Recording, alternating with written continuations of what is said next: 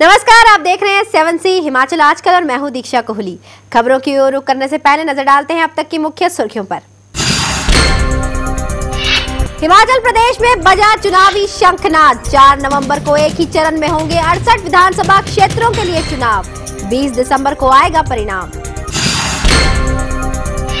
राजधानी में बोले मुख्यमंत्री प्रेम कुमार धूमल, केंद्र सरकार ने किया प्रदेश के साथ भेदभाव।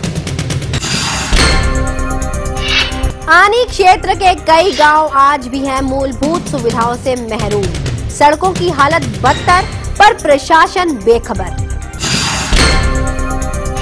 जोगिंद्रनगर के गांव आरटी में बिजली विभाग की लापरवाही के कारण सैकड़ों गांव वालों की जिंदगी खतरे में। प्रशासन को नहीं है कोई खबर। और अब खबरें विस्तार से।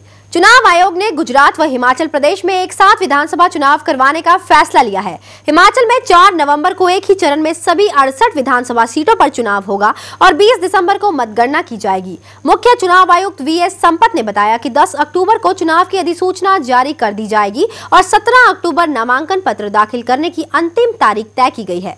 नामांकन पत्रों की छंटनी 18 अक्टूबर को होगी, जबकि नाम वापस लेने के लिए 20 अक्टूबर का दिन निर्धारित किया गया है। उन्होंने कहा कि 24 दिसंबर तक चुनाव प्रक्रिया पूरी कर ली जाएगी। हिमाचल में करीब 45,16,000 मतदाता अपने मताधिकार का प्रयोग करेंगे और मतदान वोटिंग मशीनों के द्वारा किया जाएगा। First give you the schedule of Himachal Pradesh. Issue of notification, अधिसूचना। This will be, so this was a demand last time. So अधिसूचना, date 10th October 2012, 10 October 2012. This is अधिसूचना. Next, last date for making nominations.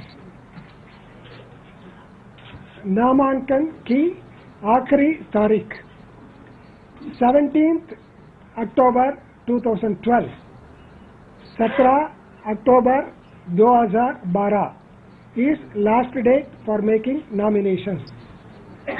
Scrutiny of nominations, नामांकन पत्र की जांच, उसके लिए 18 October 2012, 18 October 2012.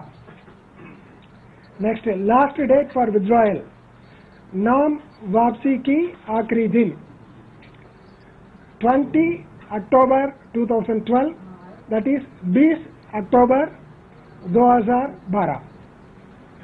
Date of the poll, मतदान का दिन 4 नवंबर, 4 नवंबर 2012.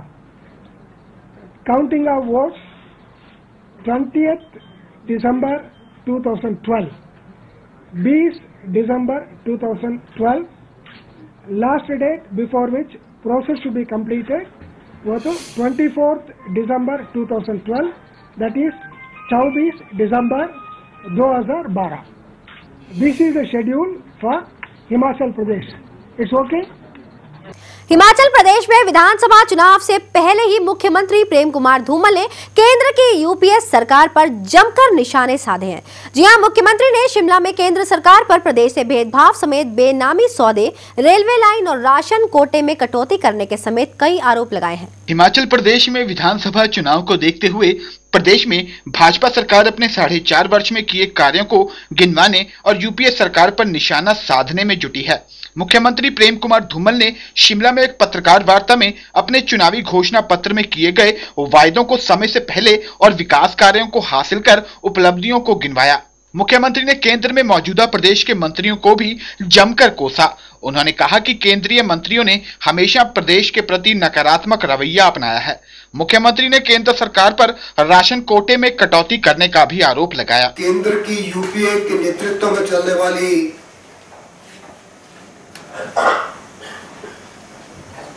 कांग्रेस के नेतृत्व में चल रही यूपीए सरकार के हिमाचल के साथ किए गए भेदभाव के मुद्दे पर चुनाव हम लड़ेंगे। हमें इस बात की प्रसन्नता है कि चुनाव घोषणा पत्र में हमने जो वायदे किए थे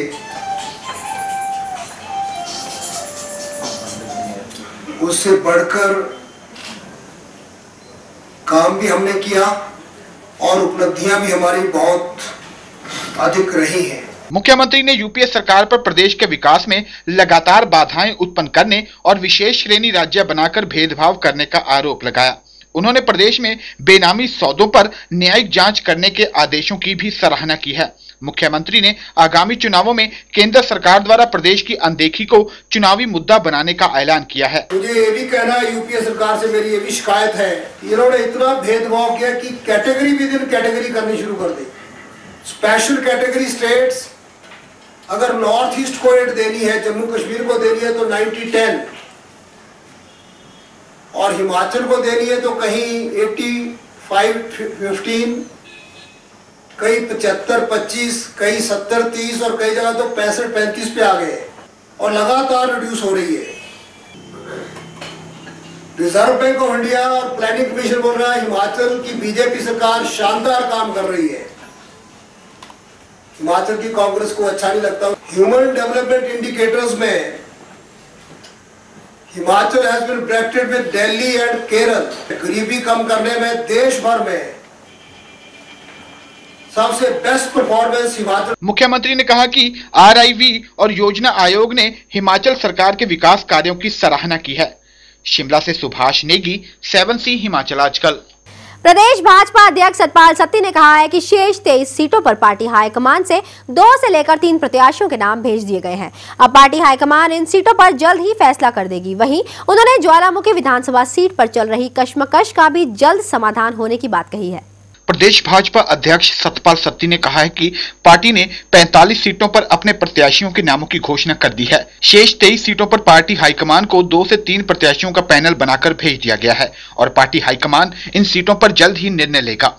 ऊना में पत्रकार वार्ता में उन्होंने ये भी कहा कि कुछ एक सीटों पर 2-3 लोग टिकट के चाहवान हैं। ऐसे में टिकट न मिलने से कार्यकर्ताओं का रुष्ट होना स्वाभाविक है, पर यह कोई बड़ी बात नहीं है। जल्द ही रुष्ट कार्यकर्ताओं को भी मनाने की कवायद शुरू की जाएगी और हम एकजुट होकर मिशन रिपीट को पूरा करेंगे। आप सभी जानते हैं हर सीट के ऊपर आजकल 2-2, 3-3 कार्यकर्ता ऐसे हैं जिनको टिकट दिया जा सकता है, जो जीत सकते हैं। उसमें से एक ही व्यक्ति को टिकट मिलेगा तो दूसरे व्यक्तियों का रुष्ट होना जो स्वाभाविक चीज़ है। आखिर वो इंसान है, पार्टी में काम करते हैं और हर आदमी की इच्छा होती है मैं विधायक बनूं, मैं जनता की सेवा करूं, अपना जो मैंने मेहनत की है उसका पता लगे मुझे, मेरे साथ कितनी जनता है।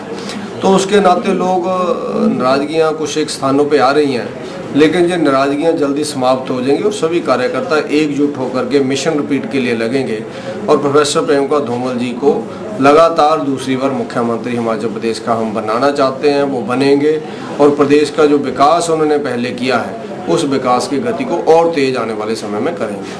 सतपाल सत्ती ने ज्वालामुखी विधानसभा सीट पर चल रही कश्मकश का जल्द ही समाधान होने की भी बात कही। उन्होंने कहा कि रविंद्र रवि और धवाला दोनों भाजपा के कद्दावर नेता हैं और साथ ही वरिष्ठ मंत्री भी हैं।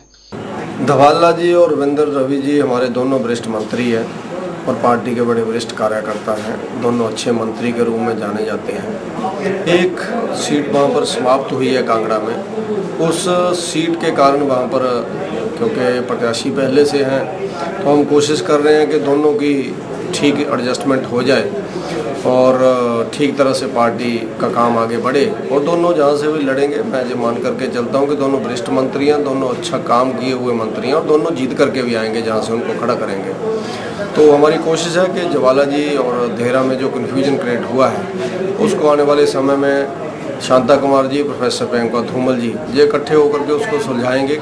वहीं राकेश पठानिया द्वारा दिए गए भाजपा में टिकट ऑन सेल बयान पर प्रदेश अध्यक्ष ने कहा कि राकेश पठानिया द्वारा लगाए गए आरोप निराधार हैं। उन्होंने कहा कि भाजपा में ना टिकट आज दिन तक बिके हैं और ना ही कभी बिकेंगे। इसकी मुझे जानकारी नहीं है, अगर ऐसा उन्होंने आरोप लगाया है तो पहले वो विधायक रहे हैं तो वो जानते हैं कि ना उनको किसी ने टिकट बेचा था ना आज टिकट बिक रहे हैं। भारतीय जनता पार्टी में कार्यकर्ताओं में मंथन होता है, मंथन के बाद कार्यकर्ताओं में से व्यक्ति को तय किया जाता है। वो आज भी हुआ है, पहले भी ऐसा हुआ और आगे भी ऐसा होता रहेगा। ऊना से अमित शर्मा, 7C हिमाचल आजकल। अब बात करते हैं कुल्लू जिला के आनी की। जी हां, आनी के दूर दराज क्षेत्रों में सुविधाओं की कमी से लोग परेशान हैं। स्कूलों में छात्रों को कई किलोमीटर तक पैदल सफर करना पड़ता है तथा शिक्षा ग्रहण करने के लिए स्कूल तक पहुंचना पड़ता है। इस इलाके में सड़कों की दशा इतनी ज्यादा खराब है कि ये सड़कें खच्चर रोड से भी बदतर हैं। लोगों ने सरकार व प्रशासन से कई बार इनकी दशा सुधारने की गुहार लगाई है, मगर कुछ भी नहीं हुआ। कुल्लू जिले के दूर दराज औनी उपमंडल के बुछेर और आसपास लोग आज भी गुलामों जैसा जीवन जीने पर मजबूर हैं। सड़कों की दशा ठीक नहीं है और वाहन मुश्किल से इलाके में पहुंचते हैं। स्कूलों में रिक्तियों के कारण छात्रों को पढ़ाई में कई मुश्किलें आ रही हैं। बिजली, पानी और टेलीफोन जैसी सुविधाएं चरमरा गई हैं, जिससे लोग परेशान हैं। लोगों का आरोप है कि कई बार सरकार से गुहार लगाई गई, मगर कोई कार्रवाई नहीं हुई। हमारी जो पहली समस्या है वो सड़क की है। सड़क हमारी जो है जौन टुतराला जो है अभी तक बीच में खड़ी पड़ी है, जो कि अभी तक काम शुरू नहीं हुआ। तो आज की डेट, आज तारीख बहुत सारी समस्या है जी। जो यहाँ लोग पानी की देखो समस्या, अभी तक जो खड़े थे सड़क पर हैंडपम्प से पानी लेते, पानी की भी समस्या, इसकी कोई गौर नहीं, कोई भी इसके बारे में। बिजली की बहुत सारी समस्या है जी। हमारे गांव में देखो 3-3 साल खंभे, जो ये लोग खंभे खड़े किए हैं, अभी तक उन पर तारें नहीं चढ़ी। पंचायत की जो जनसंख्या है 32-3500 के लगभग की है और इसमें 7 वार्ड है। तो 7 वार्ड में निचला ताड़ा वार्ड जो हरिजन बस्ती है वो 90% की है और उसमें जो है अभी तक सड़क सुविधा नहीं है। बिजली की बहुत खस्ता हाल है सर। इसमें जो है जो अभी भी हमने 4-5 दिन पहले भी इसका मुहैया कराया। कई बार ग्राम सभा में भी आवाज़ उठी, हमने विभागों को यहाँ तक कि ट्रैक्टरों तक हमने प्रस्ताव भेजे, लेकिन उस पर अभी तक विभाग की चिट्ठी आई कि हम लगा देंगे। स्कूल की दशा बहुत मतलब 60% के करीब हमारे सरकारी टीचर नहीं है इसमें। लोगों को भवन निर्माण का सामान गांव पहुंचाना और फसलों को मंडी पहुंचाना मुश्किल हो रहा है। उन्होंने सरकार से सुविधाओं की मांग की है। हैरान हो रहे हैं। और जो दूसरी बात सड़क की बात है, जहाँ गांव जो है सड़क से वंचित रह रहे हैं, उन लोगों को बहुत परेशानी हो रही है। विशेष तौर पर जो तराड़ा गाँव है वो सड़क से जुड़ना चाहिए था, और नीचा तराड़ा है और खादवी गाँव है। खादवी गाँव का हमारा ये है कि वहाँ जब तक सड़क नहीं होती है तब तक स्पेन लगे फसलों को उठाने के लिए। यूं तो प्रदेश सरकार हर गांव को सड़क सुविधा से जोड़ने और प्रदेश को शिक्षा हब बनाने के दावे करती है, मगर इन इलाकों में बनी सड़कों की दशा और स्कूलों में खाली अध्यापकों के पदों से प्रतीत होता है कि सरकार अपने वायदों को कहां तक पूरा करती है। रामपुर से विशेष नेगी, 7C हिमाचल आजकल। वक्त हो चला एक छोटे से ब्रेक का। ब्रेक के बाद देखेंगे एक ऐसी कहानी जो साबित कर देती है नहीं है अपंगता अभिशाप।